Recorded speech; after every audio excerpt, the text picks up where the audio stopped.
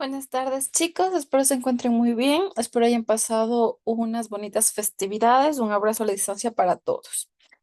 Vamos a continuar con las fichas de lengua y literatura. Ya tenemos nuestra última fichita en la cual vamos a tratar el tema del ditirambo con los orígenes del teatro y los orígenes del drama. Va a ser una fichita bastante corta y simplemente va a ser con unos reactivos y una pequeña parte de escritura. ¿Sí?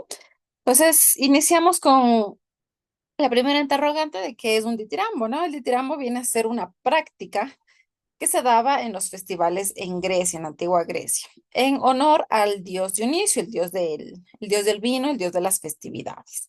Y estas personas se hacían llamar Dionisios. Esas festividades vienen a remontarse, perdón, más o menos por allá en el año 509 antes de Cristo y viene a consistir en una especie de función, ¿sí? Una puesta en escena, donde un coro realiza una plegaria y da una oración a los dioses, ¿sí? Pero también servía como narrador principal de una historia, el coro, que no necesariamente tenía que ser relacionada con el dios Dioniso o con algún otro dios. El coro viene a ser un narrador omnisciente, es decir, que lo ve, que lo presiente todo, que lo escucha todo, ya que conocía el pasado, el presente, el futuro, sabía como el destino de los protagonistas dentro de la escena. Más tarde, un elemento del coro se viene a separar, que viene a ser el protagonista. Fue Tespis, el director de un coro, quien creó esta distinción entre el personaje principal que hablaba, sí que tiene un papel ya más fundamental, y el coro que viene a responder. De esa manera es como nace el drama. Esquilo, el primero de los tres grandes representantes de la tragedia griega, Esquilo, Sófocles y Eurípides, inventa un segundo actor. Y Sófocles, que ya es más reconocido por la obra de Edipo Rey, viene a inventar al tercer actor. Sí, con eso ya se van complementando, perdón, varios personajes. Es así como el teatro va naciendo y aumentándose paulatinamente, creando muchos más elementos, donde de esta manera aumenta más posibilidades de crear una acción determinada que genere pues esta atracción dramática que se buscaba en aquella época. Al crecer el número de actores, simplemente el coro viene a tomar un papel casi secundario hasta el punto de desaparecer. Dentro de los elementos del drama tenemos el primero que viene a ser el texto dramático, que viene a ser una obra teatral, viene a ser un texto escrito por un dramaturgo que sirve para realizar dicha representación teatral. Entonces, durante un largo tiempo se concibió el texto dramático como parte integrante de la literatura, pero ahora radica simplemente en la puesta en escena, es decir, en la representación a través de diálogos, a través de gestos, a través de acciones. Como segundo elemento tenemos la representación. ¿Qué es representar? Es hacer presente en el instante de la presentación escénica lo que existía antiguamente en un texto o en una representación tradicional. Entonces, por ejemplo, dice el actor llora. Entonces, no es que el actor va a leer esa parte, sino más bien que la va a representar, va a llorar, va a ser intérprete en ese momento. No se debe pensar que una obra de teatro presenta una segunda vez, ¿sí? Algo que ya estaba escrito. Es preciso tomar la escena como un acontecimiento único y no como la imitación de un mundo de ideas. Tercero, tenemos el personaje y su historia, obviamente que van a ser algo muy importante dentro del drama. El personaje proviene del latín persona, que significa máscara.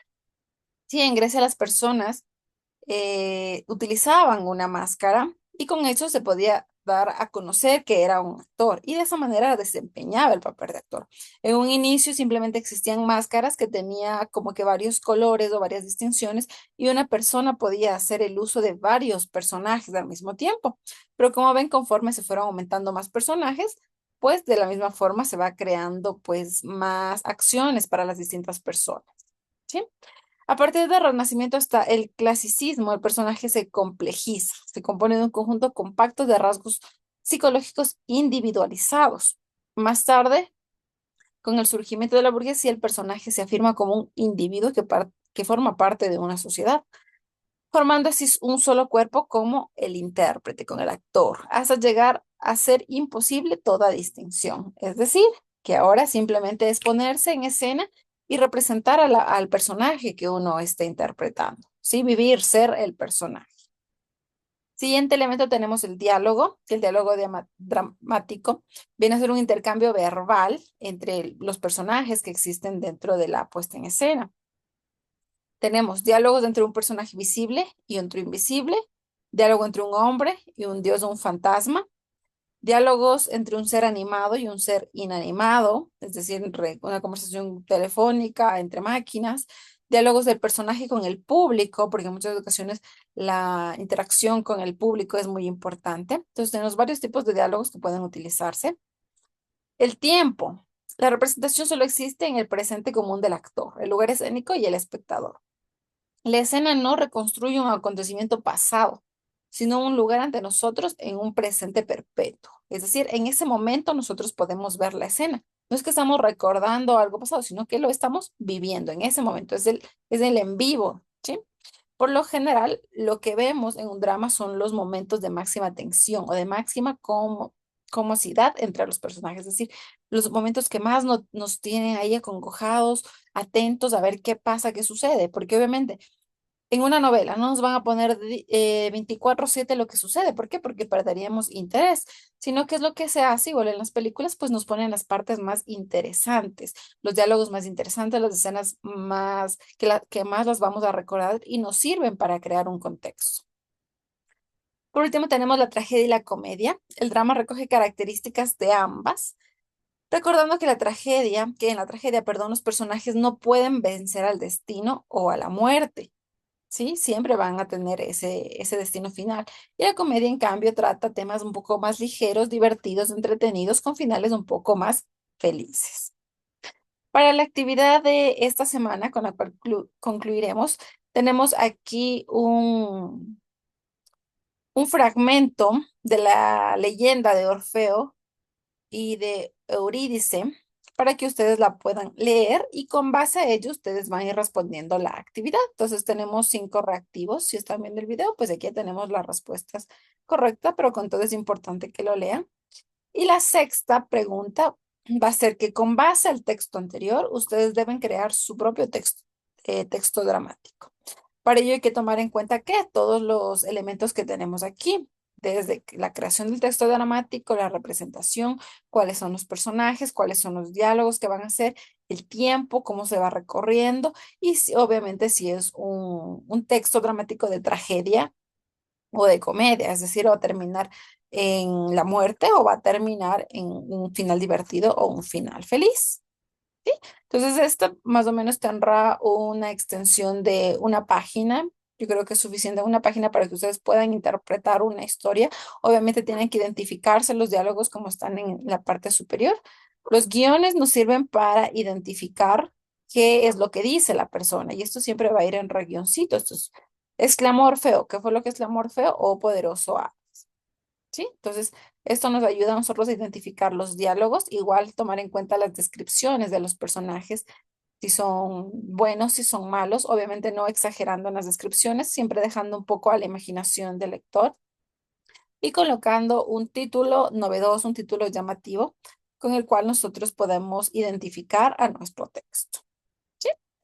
Eso sería todo, chicos. Recordar que deben ir archivando esta información en el cuadernito de materia para próximas evaluaciones. Recordemos que estamos a muy poquito tiempo de terminar el periodo, eh, el ciclo escolar. Entonces, por favor, ir estudiando todas las fichas.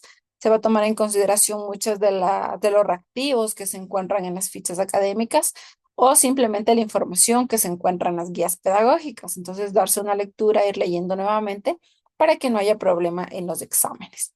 Todavía no se tiene disposiciones fijas del regreso a presencialidad, pero si es así, pues los exámenes serán presenciales. Por ello es muy importante que ustedes vayan estudiando. De igual forma, presentar la información a través del correo electrónico o acercarse a la institución a presentarlo de manera presencial, de forma física. ¿Sí? Siempre tener el membrete colocado para que no haya inconvenientes después, ya que ha surgido casos en los que envían información sin nombre.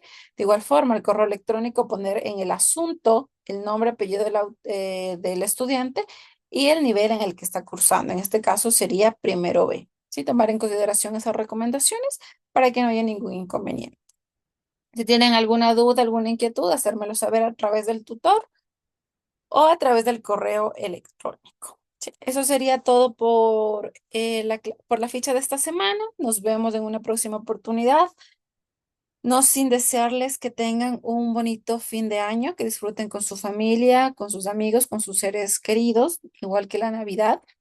Un fuerte abrazo a la distancia y pues nos veremos en el 2025 proyectándonos nuevas metas, proyectándonos nuevos objetivos que los queremos y vamos a hacer lo posible por cumplirlos. Uno de ellos, pues que sea terminar el bachillerato. Recordemos que no es mucho tiempo y simplemente es un esfuerzo que cada uno debemos hacer para poder concluirlo. ¿Sí? Eso sería todo, mis chicos. Nos vemos en una próxima oportunidad y que tengan una bonita semana.